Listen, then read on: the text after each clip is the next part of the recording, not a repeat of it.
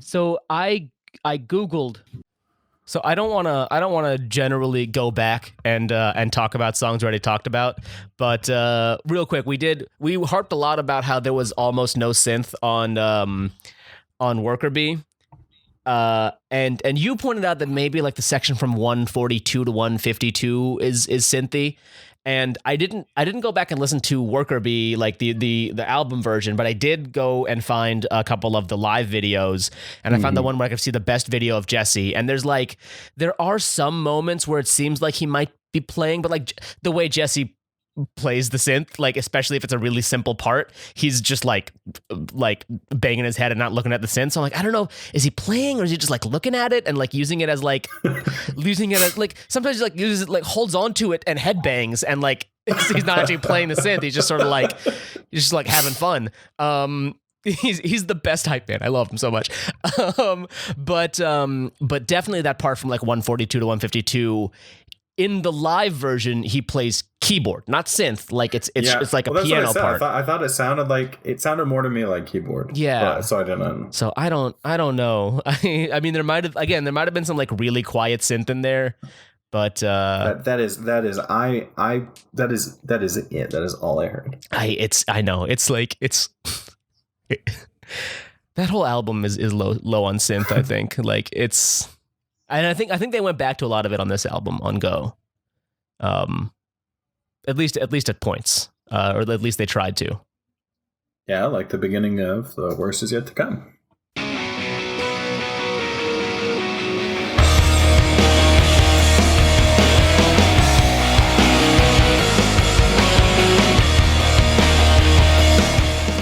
Hey, welcome to episode 2 of Motion City Podcast. I am Naim Siddiqui. Joining me, as always, my co-host, Jacob Walden. How's it going, Jake?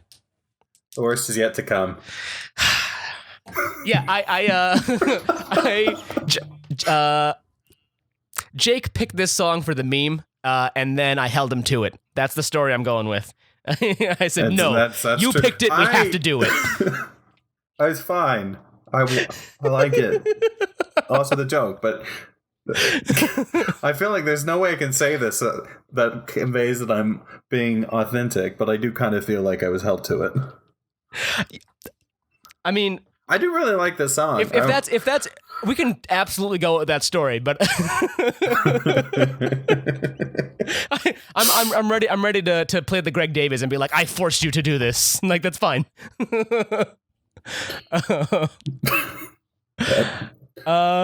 So this is off of Go, which was the 2012 release of Motion City soundtrack. Obviously, My Dinosaur Life, we talked about a little bit on the last episode, was their first and only to date their first and only album on a major studio label. Go was they returned to Epitaph, and it's also on their own label, Boombox Generation, which is such a small label that it does not even have its own Wikipedia page. Like it doesn't even redirect to the Motion City soundtrack page. It's just a blank, like a non-link. I think this is I don't know if Panic Stations was officially on Boombox Generation or not. It's not on the Wikipedia page. I will check my album. But this was produced by Ed Ackerson, who they had worked with. He passed away recently, which is unfortunate. Yes. But I think he produced one of the tracks on. Yeah, he produced History Lesson on My Dinosaur Life, and I think he might have also like helped produce one of the tracks on Even If It Kills Me, but I could be wrong there. But he's from Minnesota. His studio's in Minnesota, in Minneapolis, so it sort of makes sense that he's somebody who they would work with. And he produced this album. And then so The Worst Is Yet to Come is track 8 off of Go. Jake, why don't you talk a little bit about why you picked this song? There's a specific part of the song, and I don't know terms. I just like listening to the song, and there's a specific part at the end of verse 1 where it does this. I don't. It's something that you see in a lot of songs. The song I go to as an example is Pulp Fiction, where Justin is singing, and there's a flow with the melody I really like. So that's at the end of verse 1. It starts with embroidering the pain on every speck of skin, and then the distance has been not so kind. I'm not going to try to sing it, but I like how it's a scale or scaling, and that really made it like one of my favorite songs on the album. That specific section, I kind of wish it was longer. But real quick, Panic Stations was on Boombox Generation. It is on the back of the CD. Weirdly, Boombox Generation is not listed on the back of the Go CD, and I do not have Go on vinyl, so I can't check that. But that's weird. I do not think I'm glad we got to this early, because this is one of the, I feel like, lesser songs for me.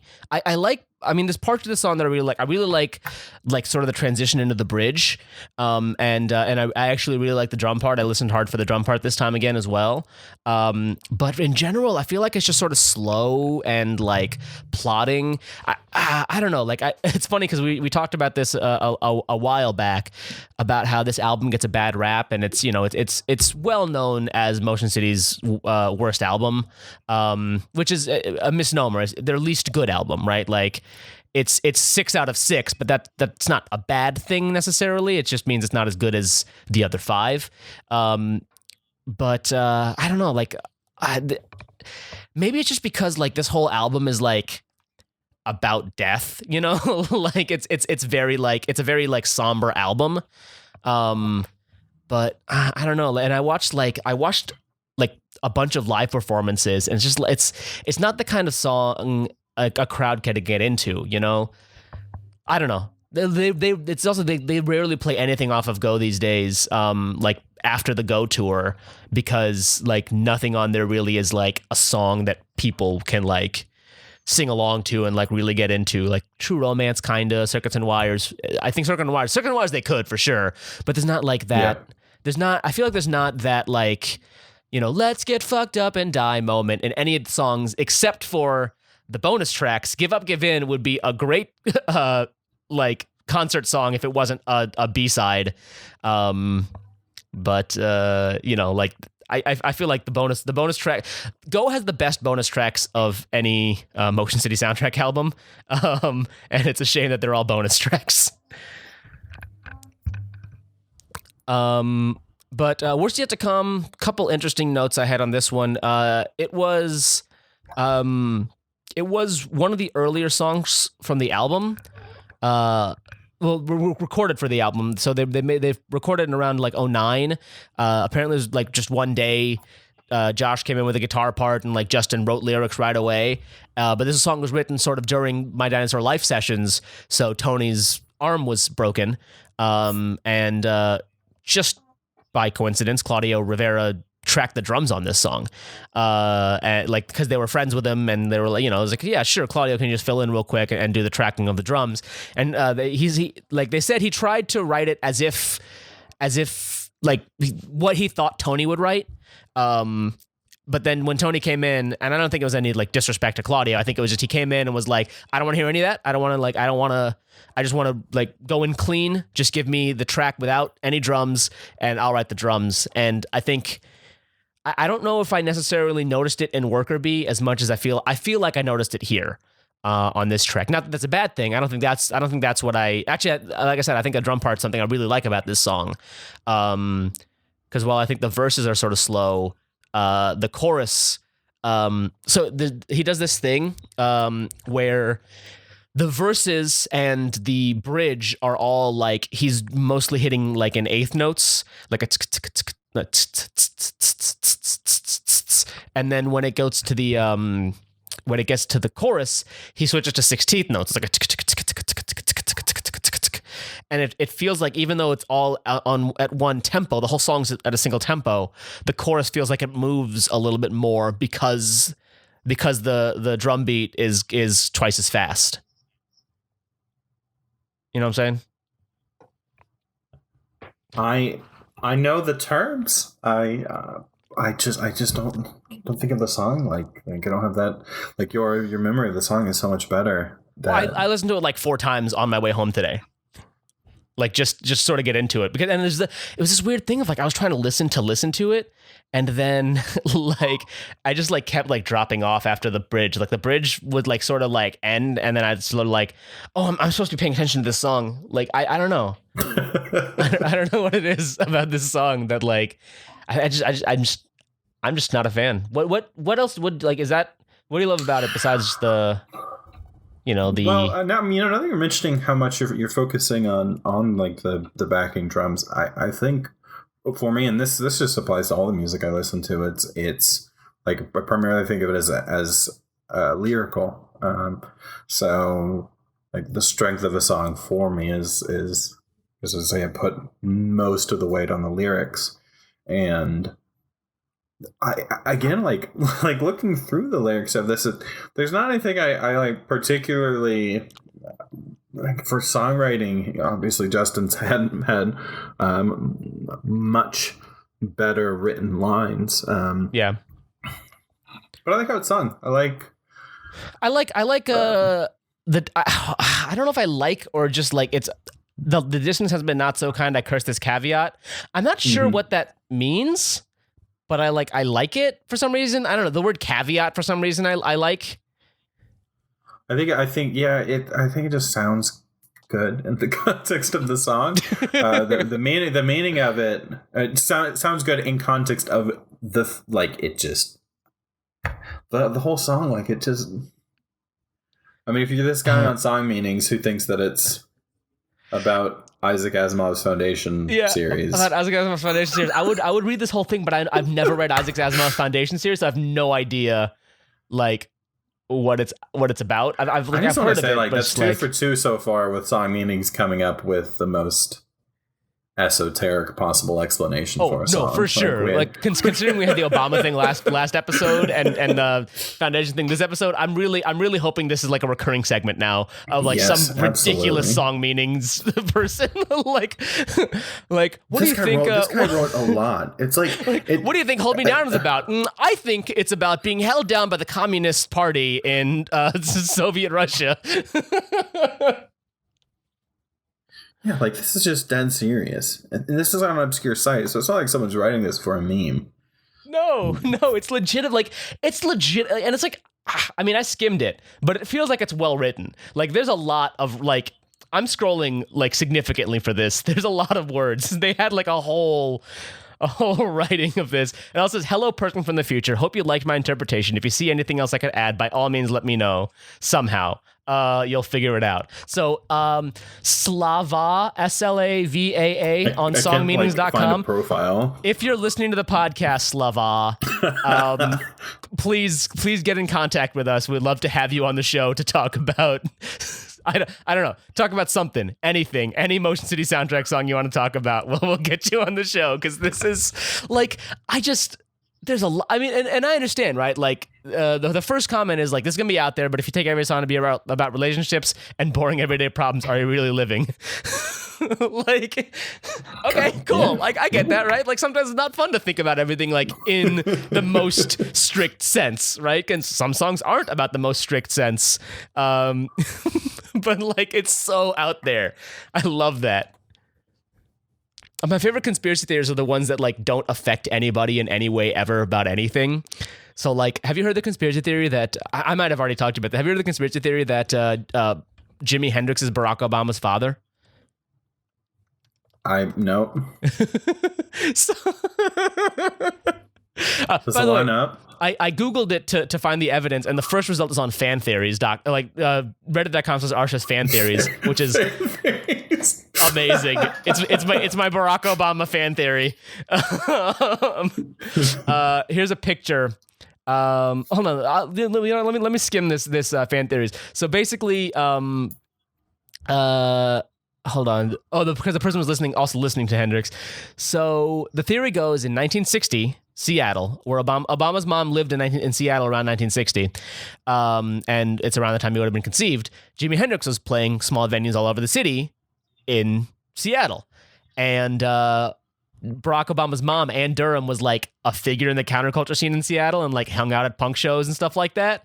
And Barack Obama's mom liked black dudes, and Jimi Hendrix liked white women. Like he was kicked out of high school for holding a white girl's hand and dated exclusively white girls throughout his life.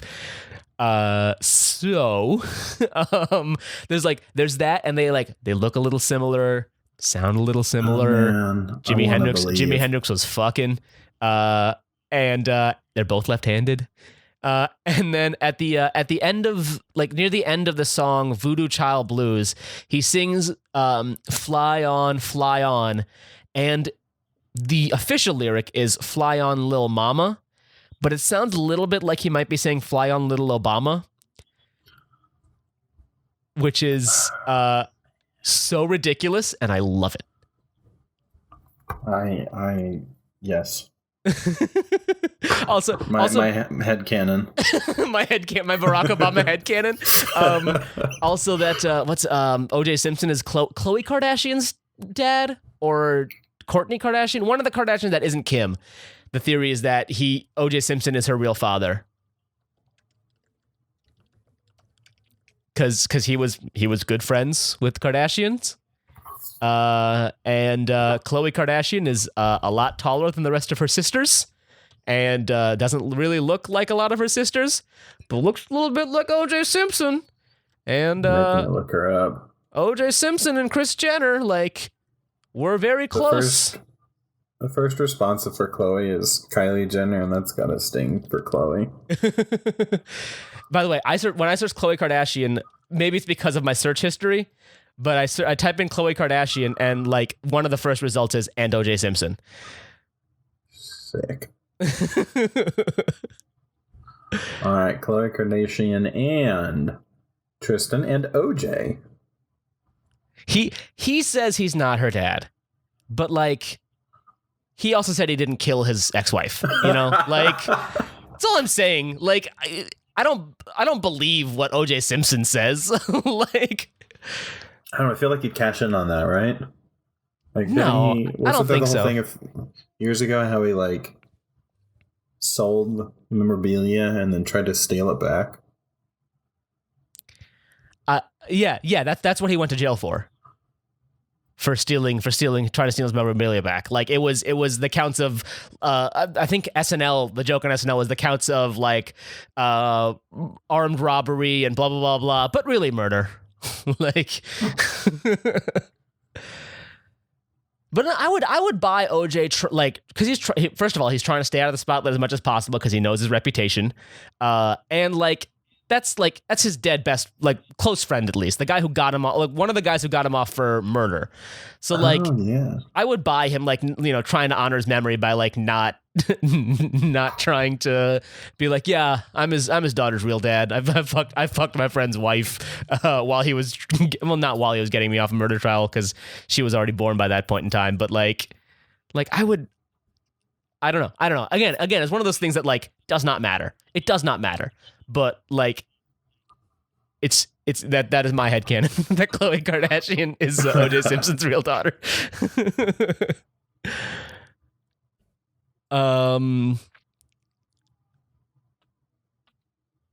Hey, we should maybe talk about the song. Let's see. I have I pulled up the Setlist FM to see how often they've played this song live.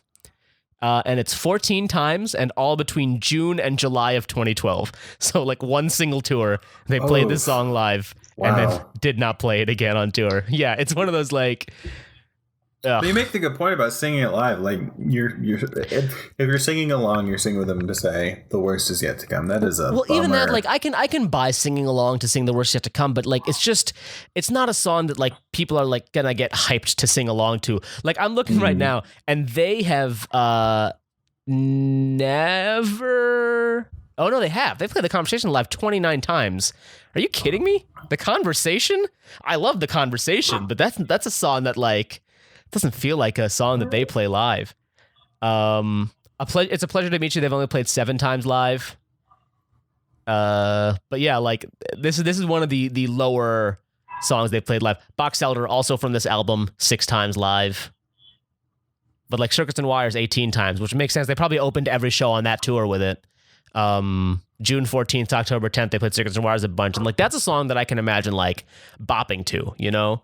But like Worse Is Yet to Come, it's one of those like it's kind of a lower energy song in general, which is not necessarily a bad thing, but just the whole album is like kind of downer after downer after downer. Like Circuits and Wires like starts. I feel like Circuits and Wires and The Worst Yet to Come, both in very different ways, could be B-sides off of Go. Off of My Dinosaur Life, which is funny because both of them were written around that time and then put on this album. But they both feel like they could go with the other album, just like in different places, right? Like Circuits and Wires is like, you know, Circuits and Wires I could buy right after Worker Bee, or even like, you know, somewhere in the middle of the album. Whereas Worst Yet to Come feels more like The Weeknd's, you know, where it's just sort of like, again, just a little bit slower, a little bit more melancholy in general. I don't know. And this is I think this is the one album on their discography where Wikipedia, again, whatever, take for what you will, but Wikipedia is not listed as pop punk. It's just alternative rock and indie rock. So, I don't know. Yeah, I'm just thinking over the songs. Obviously, your knowledge of punk, and especially pop punk, is I have none. But yeah, it feels more like rock. It feels a little bit more, like a little more alternative indie. I agree with that. Except Circus and Wires feels a little pop punkier, and Give Up, Give In feels pop punky, but that's a bonus track. But yeah, I agree. The rest of it sort of feels, which I think probably is why people didn't like the album as much. Just because it's, you know, it's not what they loved from the band. There's strings, like there's string music on Everyone Will Die, which again isn't a bad thing. It's just very different. Yeah. Also, the song is the bummerest title. Well, it's it only comes 2 songs after Everyone Will Die, so. Do you have other thoughts? We're only recording for like half an hour. Maybe this will be a short one. That happens. Should have listened and written down notes, and I listened, but I didn't write down notes. What are you talking about? A song? You talk about the lyrics. You talk about the instrumentals. Melody. Yeah. I will say. You talk about music words. I will say there was more synth on this that I definitely heard than obviously on Worker Bee that we heard none of. There's like the weird, like, I don't know what to call it. Like, it sounds like a bubbly, like, doop, doop, doop, doop, doop, doop. You know what I'm saying? Do you know the part I'm talking about? Like the synth part that sounds sort of like, I don't know, like a, I don't know how to describe it. What part of the song is this in? It's the like the boo doo doo doo doo doo doo, like Oh, during the transition to the chorus? Yeah, like behind the distance can be not so kind. I curse this caveat. Do do do do do do do do do do do do. I got one foot. I want to specifically play the section because that is the whole reason I like the song as much as I do. Let me see if I can find it here. Yeah, it's tough because it's kind of in the background. If you listen to maybe the Live at Amoeba again, that's what I was playing it from. Because you I think you can really hear the synth in the start from this one. Let me play that real quick.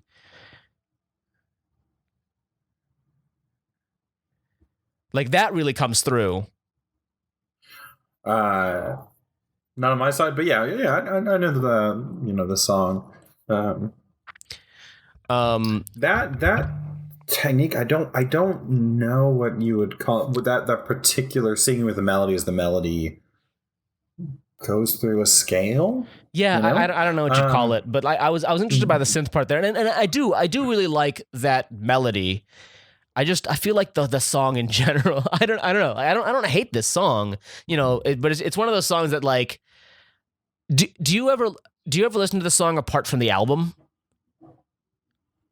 Worst is yet to come. Yeah, it's definitely my most. Well, that a True Romance are my most played off of. Yeah, there is. I feel like there's no way I would ever listen to this outside of the album, except for like a situation like this. Even the first time I listened to it too, I also I listened to Box Elder, Worst Yet to Come, Bad Idea to like sort of get an idea of the sequencing. But this is definitely this definitely never feels to me like a song that I want to play besides like with the rest of the album, especially because coming after Box Elder, because Box Elder is a little bit more, even the lyrics are always a little downbeat from Motion City Soundtrack, and that's fine. That's part of the thing I like about them. But even Her Words Destroyed My Planet, right? That's such an upbeat song, but it's about getting dumped. Or Everything Is All Right. It's in general an upbeat song, but it's about anxiety and mental health. So Box Elder is a sort of a more upbeat feeling song. And then Where She Had to Comes and it's sort of, again, it goes down beat, but then Bad Idea again goes back upbeat, and I really like Bad Idea. So in the sequence of the album, I think I'm okay with it, but outside of the album, it's just not one that I think I'd listen to a lot. That whatever I'm describing, that it is also it's also Pulp Fiction, and actually the Coldplay song Paradise off of Milo Xyloto, I think, has this, although in the Coldplay song he's just singing la, la repeatedly to the change in the, should really learn these words. When that pops up in a song, I typically find myself liking that song, especially. Yeah. And I think last time we talked about Pulp Fiction, you mentioned it too. I don't remember. Yeah, definitely. I don't remember. I don't remember when that was. I feel like a specific cut in here of that part of the song would be best, just to demonstrate the. Yeah. Let me. What I like, why I like that. A lot of my listening with songs also is about maybe call it anchors, anchor points of a song where there's. I would assume that this is the case for everybody, but there's particular part I especially like, and the song is, it's between these parts. It's between these punctuations that I really like versus. The rest of the song that I'm with Motion City Soundtrack. It's so it's this part, right? Let me play it here. The distance has been not so kind. I curse this caveat, and the temperatures are wearing paper thin. I am sick of listening. The worst is yet to come. That's the part, right? Yep. Yeah. And I think I could hear the synth really well on this is the recorded version now. I think I hear the synth really well on that one too, which I didn't even think about. Sometimes, because I'm not that great at music theory, but sometimes I don't hear what I'm listening for. I only knew it because watching the live video, I was like, okay, that Jesse is clearly playing synth right now. I don't know. I like the synth parts here, and I mean, for me, it's always obvious that I like Justin's vocals. I don't think there's any song that I don't like Justin's vocals. Maybe a couple on "I'm the Movie" where he doesn't sound like himself. But in general, I like Justin's vocals. And the lyrics are, I don't think they're amazing or anything. There's nothing that stands out in here. Which is nothing stands out like Commit This to Memory anyway. But I like the song just fine. It's just definitely I'm surprised it's one of your favorites, because it's I probably wouldn't have listed it as one of my least favorites. Album. I want to be clear, from the album. Right. But I wouldn't have listed it as one of my least favorites. But now that I'm listening to it from a critical standpoint, I feel like maybe it's one of my least favorites. Which, I mean, again, something's got to be a least favorite. But I'm surprised that this finished second on the Reddit poll, and I'm so not into it. I think my appreciation for timelines has also gone up. You know what? My appreciation for timelines has also gone down. That's no fault of this. That's no fault. It's literally zero fault of the song. The problem is that it's been my ringtone for about 8 years.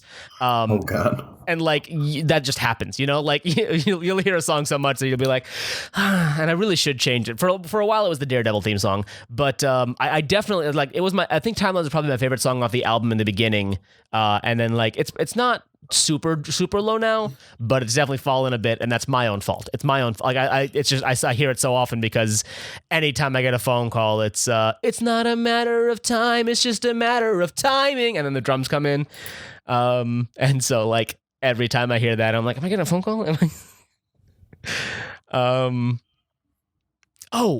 That is one thing. I really like, I think that's probably my final thought on this song.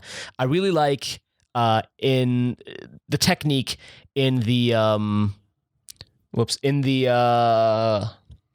bridge, when they start the bridge, where it's just the guitar and the voice, and then all the instruments come in. Like they do that fairly often, and you hear that often in music, where like especially before the drums come in. You know, like the drums come in, and then like the song picks itself back up. And I like that. I always like that technique, and I like it here. Because it sort of like separates itself, right? It's like, I won't say I'm sorry, this hasn't been a, and the drums come in, waste of time. Like I'm a fan of that. And there might be other songs that I like less on this album. It's very possible. I haven't like listened to the album through in a while. So maybe it's very possible next time we get to an song on this album, I'll be like, yeah, that's my least favorite on the album. But I don't know. We'll have to find out. Do you have any more final thoughts? I think you had your final thought already, but if you got anything else. I am drawing a blank. All right. Well, that's fine. That's fine. No more final thoughts. That was the final thought. Oh, I forgot to mention, I kind of like, I've been fighting back for what feels like nearly several hundred years.